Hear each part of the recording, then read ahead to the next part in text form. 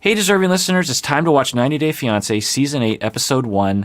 It just came out this week. Let's watch and see if anything of interest comes out of my face as I watch the show. Why is such a long flight? Is the flight so long because Jovi, it's economic. He loves to keep his money. I'm smart. You think that he's smart, but I think different, but it's okay. Yara, what do you love most about Jovi? I don't know what exactly I love about Jovi. I mean, he have a cool body. Not now, before. Yeesh. Who knows? This is the first time we've seen her on the show, but that's not a good sign. There's actually a few echoes of other couples we've seen before that have not worked out.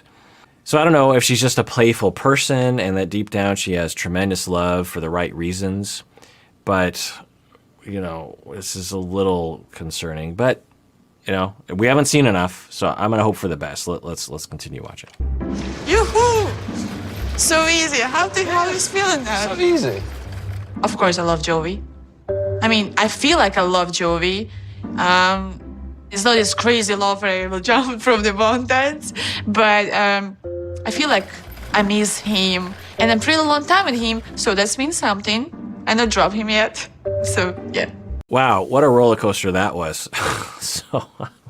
What is it? She's like, oh, okay, I really love him, and I miss him a lot when I don't see him. I'm like, okay, you know, that's great. And well, I haven't dumped him yet. Like, oh no. So, you know, there's nothing wrong with having ambivalence about a relationship. Absolutely. There's nothing wrong with saying, you know what, I don't know. I love him. I kind of love him. I don't know. Nothing wrong with that. What am I worried about? What I'm worried about is that they're both rushing into marriage instead of taking more time making sure that they're truly in love with each other. Now, there's nothing wrong with divorce either, right? So, I don't know. One of the things that I'm looking for when I watch this show is evidence that the individuals truly have that feeling that you get when you're in the beginning of a relationship.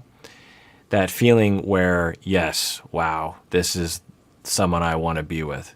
Now, for some people, it's like it'll grow over time.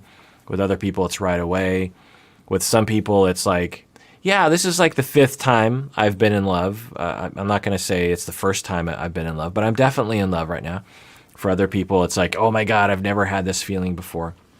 So, but what I'm looking for is that attraction that we actually saw with Mike and Natalie in the last season with the beginning of them. And we would see with other couples too. And so with other couples, we wouldn't see it. With like Colt and Larissa, we didn't see that very much at all. Now, maybe they were having it away from the camera, but the reason why I'm looking for it is because that's a pretty important element in the success of the beginning of a relationship. That feeling where you just need to put hands on them. You just can't, you just want to be with them and talk to them and look into their eyes, and you don't want to be with it. Everyone else just doesn't compare. Like, we were seemingly evolved to have that feelings. People call it limerence or new relationship energy or being in love or infatuation or compulsive love, these kinds of things. And it facilitates long-term bonding, or at least long enough bonding such that you can have kids and raise them. And so without that, then when you run into problems, which you always do, you might not have that foundation to rely upon. You might not have a reason to push through a conflict because you're just like, yeah, I was sort of on the fence about him to begin with, and now that we're having problems, like, ugh. So I guess I'm not seeing the evidence there, really, from either one of them. I mean, Jovi seems to come across like, yeah, whatever, or like, I'm an impulsive person, and it just seemed like a thing to do, a new adventure to have. I just decided to get married, and that's fine, but it raises risks of not having the common foundation that usually carries people through the conflict. But anyway, let's watch. Ready to see New Orleans? When? Tonight? No. Tonight, yeah. No. Yes. Can't wait to get out of here, and then we'll go home, get changed up, and then we'll take her out to Bourbon Street and let her see the real New Orleans. Cool. Everything which I want to see tonight is just shower and bed. Yeah, I would want that too. Like 30 hours of being on a plane, forget going out. Like, what's wrong with you, dude? Just go home, do it tomorrow night. All right, let's go. Let's go. It's not the way I dreamed of this moment happening. You know, of course, I was thinking she'll arrive to the stage, she'll be so excited. She finally made it here after all this hard work we put in to get her here. Of course, I wanted to like go show her the city, get her to try some good food, and she just wants to go to sleep. This was definitely not the first night in New Orleans, I imagine.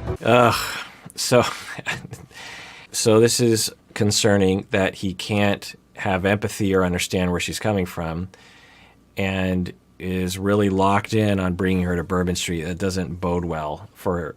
Really, I guess I'm pretty worried about both of them. They both seem to have some issues with empathy and affection for each other. So I don't know. We'll see what happens.